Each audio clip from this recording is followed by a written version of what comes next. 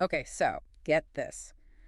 We're doing a deep dive today into what went down at the U.S. Chess Championship. Oh, yeah. This is going to be a good one. You sent over a whole stack of articles about the tournament itself.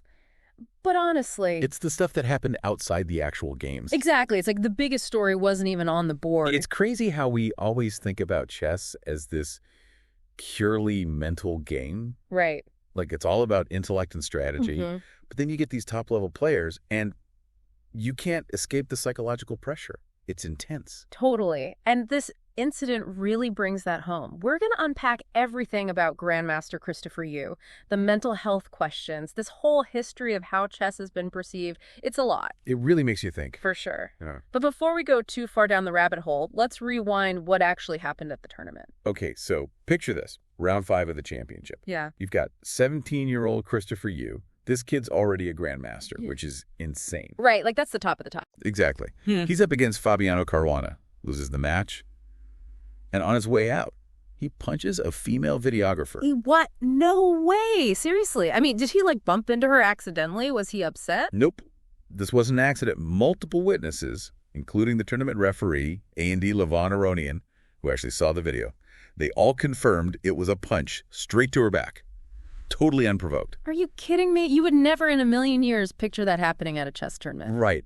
Especially not at that level. It's supposed to be this prestigious event. So what happened to you after that? Oh, man.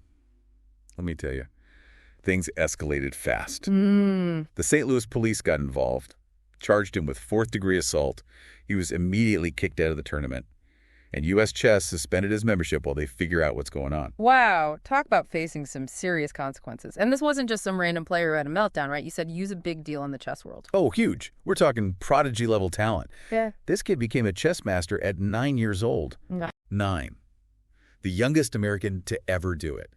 By 12, he was an international master. Again, the youngest ever at the time. And then at 14, grandmaster status. He was even playing in this tournament because he'd won the U.S. Junior Championship. So yeah, the stakes were already unbelievably high for him. I can't even imagine the kind of pressure a 17-year-old must feel at that level, especially with his track record. It's no wonder everyone's talking about the mental health aspect of all this. And that's what's really interesting here, because this isn't just some recent phenomenon. This debate about chess and mental health, it's been going on for centuries. Literally. Get out. Seriously. Oh yeah.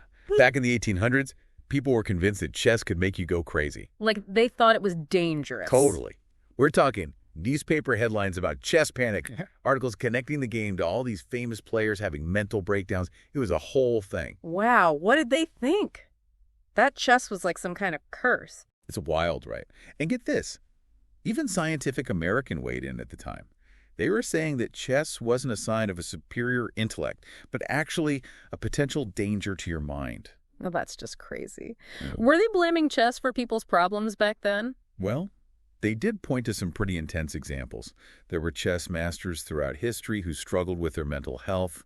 Some committed suicide. There were even a couple of murder cases. It was a whole thing. Oh, wow. I mean, obviously you can't just blame a game for everything, right? But it does make you wonder. It's like putting a car engine under a ton of pressure, right? At some point, something's got to give. Totally. And for someone like you who's been playing at this crazy high level since he was a kid, I mean, can you imagine the pressure? It's hard to even fathom right in life. And that's where all the modern research comes in. It's actually offering a different perspective on all this. See, it might not be that chess itself is causing these mental health issues, but rather the kind of person who's drawn to chess in the first place. They tend to be very analytical, think logically, love patterns.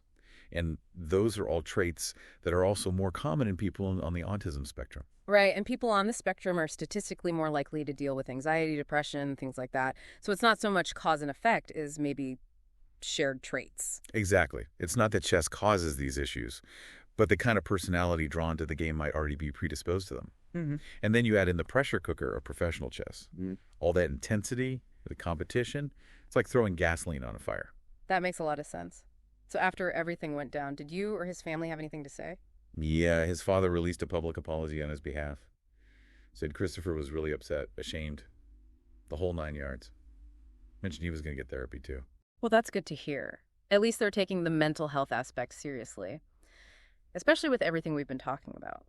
Did the apology offer any clues about what might have caused this outburst in the first place? It did, actually. The apology specifically said that the videographer did not provoke Christopher in any way. So we can probably rule out a heat-of-the-moment reaction or anything like that. Wow. That makes it even weirder. You'd think if there was some kind of trigger, even a small one, they would have said something. Maybe it was just years of pressure building up. We were talking about those old fears about chess and madness earlier. I think it's possible we're seeing a modern-day version of that. It definitely makes you wonder, right? And it just highlights how important it is to talk about mental health in these high-pressure environments. Think about it. Christopher Yu was playing Fabiano Caruana. That's a huge deal. This guy's one of the top-ranked players in the world, someone you've probably looked up to for years. Losing a match like that with all those eyes on you, it's got to be crushing, especially for someone that young. It's like carrying the weight of the world on your shoulders, and you're still just a kid. You don't necessarily have the tools to deal with that. But here's the thing. This whole pressure cooker environment, it's not just chess, right? We see this in tons of competitive fields. You're so right.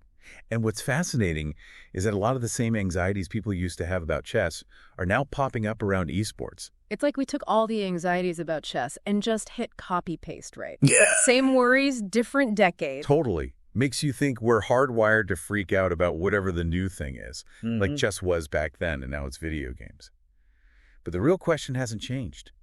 How do we support these young people dealing with so much pressure, especially in these crazy competitive fields? Right. It's a huge question. And honestly, I don't know if we have a good answer yet. But it does feel like we need to be having way more open conversations about mental health in all these areas, not just chess. Because for someone like you, who's been told he's a prodigy since he was a little kid, can you imagine how hard it must be to admit you're struggling? It's like their whole identity gets wrapped up in being successful. Imagine being told you're brilliant, the next big thing, practically from the moment you're born. Where's the space to be vulnerable? To say, hey, I'm not okay. I'm drowning in these expectations. And even beyond the individual, how do we create systems that are proactive instead of reactive? It seems like we're always waiting for someone to have a breakdown before we even start talking about mental health. It's true. And that's the million-dollar question, isn't it? And it's bigger than just throwing therapists at the problem. It's about creating an environment where it's okay to not be okay, to prioritize mental well-being, just like we prioritize physical training. Yeah, and maybe even rethinking what success even means, because right now, it feels like we're telling these kids that winning equals worth. And that's dangerous for anyone, let alone a teenager. No question. We need to remember that even prodigies have limits. They're still human beings with real emotions and struggles. So where does that leave us with Christopher Yu? What can we actually take away from this whole situation? I think it's a powerful reminder that behind every headline, behind the trophies and the awards, there's a real person dealing with a complicated world.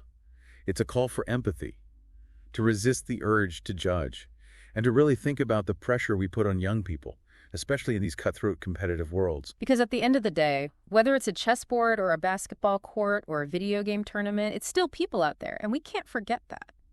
Something to think about.